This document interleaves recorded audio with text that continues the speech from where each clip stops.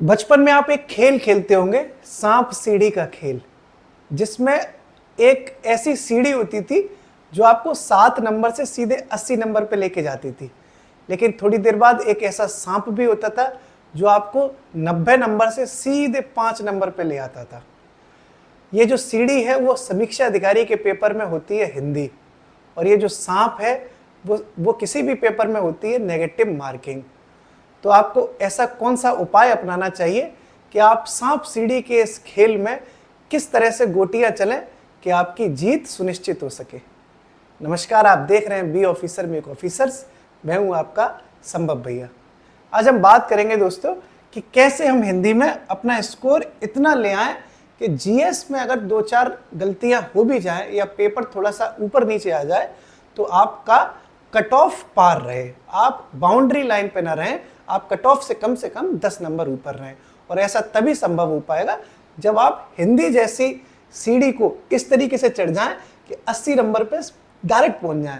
सांप सीढ़ी में आपने देखा होगा, यानी कुल मिलाकर 55 से ज्यादा नंबर आपके आए, और वो भी बहुत ज्यादा मेहनत किए बगैर, मतलब स्मार्ट प्लानिंग। ठीक दोस्तों, ये थंबनेल आप समझ रहे होंगे कि हिंदी को संजीवनी बूटी बनाकर कैसे इस्तेमाल किया जाए। ये तो सभी जानते ही हैं दोस्तों कि संजीवनी बूटी तो है ही हिंदी, लेकिन उस बूटी को कैसे पीना है, कैसे घोलना है, वो भी तो पता होना चाहिए। ठीक है, अगर सिर्फ बूटी, तो ऐसे दवाइयाँ तो हर मेडिकल स्टोर पे मिल रही हैं, लेकिन कैसे खाना है ये भी तो पता हो, उस दवा को कैसे खाना है। ठीक दोस्तों, बहुत जल्दी बताने की कोशिश करूंगा, आपका टाइम ज़्यादा नहीं लूंगा। मार्केट एकदम गर्म है, सब बताते हैं दोस्तों कि हिंदी के लिए क्या पढ़ना चाहिए। आप भी इस बात से पूरी तरह अवगत होंगे, मैं जानता हूँ। सब जानते हैं दोस्तों कि डॉक्टर हरदेव बाहरी साहब की किताब आती है, सब जानते हैं, कोई नई चीज़ नहीं है इसमें। ना मैं आपको ये बता रहा कि पढ़ो क्या, ये तो मैं उम्मीद रख रहा हूँ और मुझे भरोसा भी है कि आपको पता है कि पढ़ना क्या है। मैं तो बस बताने की कोशिश करूँगा कि कैसे पढ़ना है कि ताकि 55+ नंबर आ जाए। ये किताब आपने सुनी होगी, डॉक्टर हरदेव बाहरी सर की किताब है। ठीक है, एक वासुदेव नंदन सर की किताब आपने खूब सुनी होगी। ये कुछ ऐसे नाम हैं जो हिंदी की दुनिया में अमर हैं, इनको कोई मिटा भी नहीं सकता और मिटाना भी नहीं चाहिए, तो बहुत बड़े नाम हैं। ठीक है दोस्तों, ऐसे ही आपने डॉक्टर पीएन पांडे सर का भी नाम सुना होगा, इनकी भी किताब बहुत फेमस है। मैंने दोस्तों पीएन पांडे सर की किताब आज तक देखी नहीं है, ज़रूरत नहीं पड़ी कभी ऐसी, लेकिन लोग बताते हैं कि इनमें कुछ गलतियां रहती हैं। मैं नहीं कह रहा, कई ऐसे लोगों ने बताया, मैंने एक वीडियो डाला था उसमें भी कमेंट किए थे कई लोगों ने कि गलतियां रहती हैं, मुझे नहीं पता, लेकिन लोग बताते हैं। लेकिन इनका नाम तो मैंने बहुत सुना है, मतलब इलाहाबाद हो, चाहे दिल्ली हो, लखनऊ हो, आगरा हो, पीएन पांडे सर का भी नाम खूब सुना है।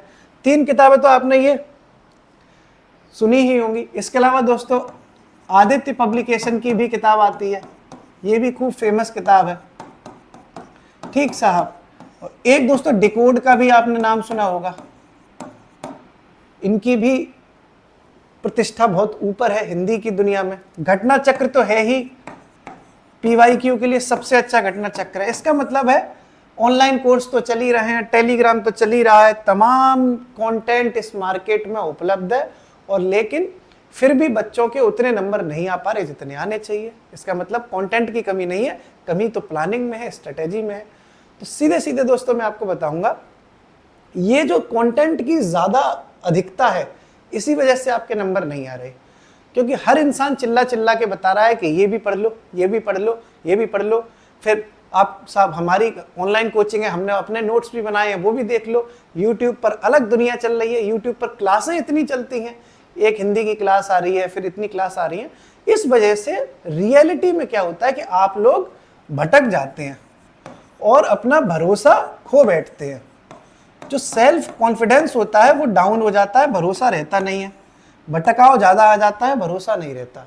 मैं आपसे सिर्फ इतनी रिक्वेस्ट करूंगा दोस्तों कि ये जितनी भी किताब हैं, जितने भी यूट्यूब चैनल हैं, सब अपनी जगह सही हैं। आपको इनमें से फैसला करना है कि कौन सा एक चुना जाए।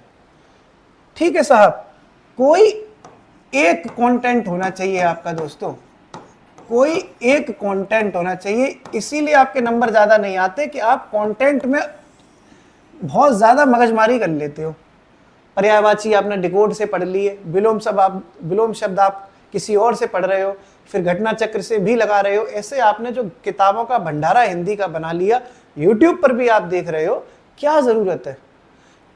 कुल मिलाकर 6 टॉपिक हैं, वो भी ऐसे तोप टॉपिक नहीं है, विलोम शब्द हैं, पर्यायवाची हैं, कोई ऐसे तोप तो चला ली नहीं है कि साइंटिफिक दिमाग लगाना हो कि यहाँ से साहब तोप चलेगी तो कौन सी वेलोसिटी से उड़ जाएगा रॉकेट, ऐसा तो है नहीं। आप अगर पिछले 25-30 सालों के PYQ ही देख लेंगे ना, तब भी आपका स्कोर 55+ आ जाएगा दोस्तों, गारंटी दे रहा हूं मैं इस वाली बात की। अगर कोई व्यक्ति जिसने 25-30 सालों के PYQ देखे हैं, चाहे वो समीक्षा अधिकारी के पेपर के हों, चाहे वो PCS मेंस में जो आता है हिंदी का पेपर उसके हों, या और भी जो आयोग पेपर, माननीय आयोग जो पेपर कराता है, सारे अगर आपने किसी ने PYQ देखे हैं ना, तब भी वो उतने नंबर ले आएगा। लेकिन नहीं, बच्चे उलझ जाते हैं किताबों के इस जंजाल में और खो देते हैं अपना भरोसा और अपना कॉन्फिडेंस, और फिर हो जाती है नेगेटिव मार्किंग की धुआंधार कार्यवाही। मैं दोस्तों आपसे इतना ही कहूंगा कि आप कोई एक कंटेंट पढ़ो और PYQ सबसे ज़्यादा देखो आप, ठीक है। PYQ देखने के बाद दोस्तों आपसे कहूंगा कि हफ्ते में 2 दिन, खुल के कह रहा हूं मैं ये वाली बात, हफ्ते में दोस्तों 2 दिन, ठीक है। 60 नंबर की 60 क्वेश्चन ही तो होते हैं हिंदी के साहब।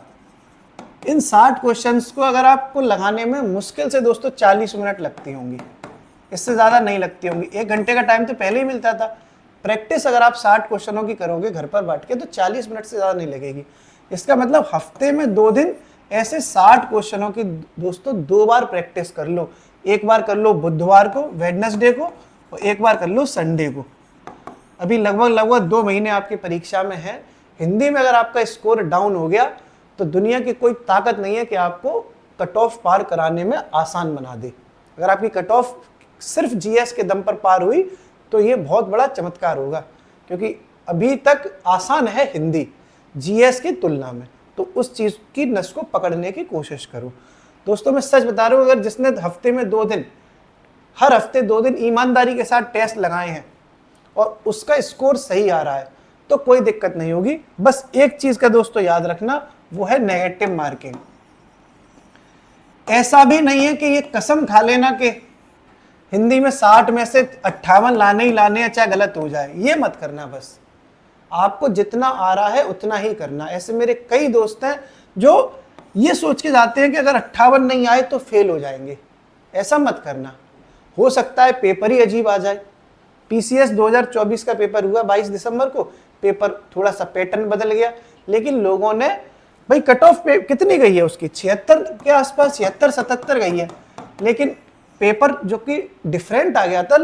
लोगों ने अपनी स्ट्रेटेजी चेंज नहीं करी पेपर के दौरान। 150 में से कई लोग 140, 142, 138 इतने जो है धाएं पेलम पेल मचाए आए, और गलत हो गया मामला। अगर उन्होंने 125 किए होते और उसमें से 25 गलत भी हो जाते तब भी उनका हो जाता। लेकिन ये जो चीज़ है वो आप समझ नहीं पाते, क्योंकि आपने हर हफ्ते 2 दिन टेस्ट सीरीज ही नहीं लगाई होती, आपको प्रैक्टिस का अभ्यास ही नहीं होता। किसी भी किताब को पढ़ने में आप हिंदी में 55+ नहीं ला पाओगे अगर आपने प्रैक्टिस ही नहीं की तो। संजीवनी बूटी जो मैं बता रहा था दोस्तों, उसको खाने का तरीका है कि आप हफ्ते में 1 वीक में 2 बार प्रैक्टिस करो किसी भी टेस्ट सीरीज से। टेस्ट सीरीज ले लो दोस्तों, कोई टेंशन नहीं है। 200, 300, 400 रुपये, 500 रुपये आपके खर्च हो जाए। हम तो कोई ऐसा कोर्स वोर्स चलाते नहीं है दोस्तों ना। अगर हम अपना चला रहे होते तो तुम ऐसी बात करते कि चलो हम अपना प्रमोट कर रहे हैं, ऐसा तो कुछ है नहीं।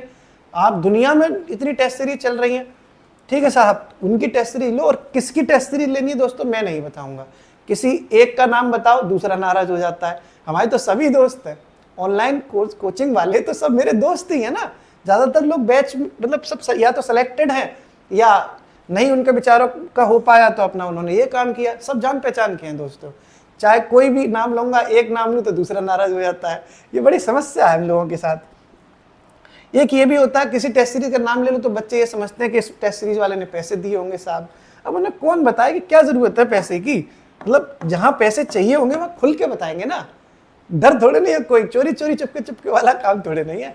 तो दोस्तों इन द एंड मैं आपसे यही कहूँगा, आप कोई पूरा जो समरी है वो यही तो है, कोई एक कंटेंट, ठीक है, कोई एक कंटेंट जिसमें मोस्ट इंपोर्टेंट है PYQ, तो आपके उसमें समाहित ही हो कम से कम, ठीक है। PYQs तो कर ही लो। अगर आपको किसी टॉपिक में दिक्कत आ रही है तो आप YouTube का सहारा ले लो, बस सिंपली।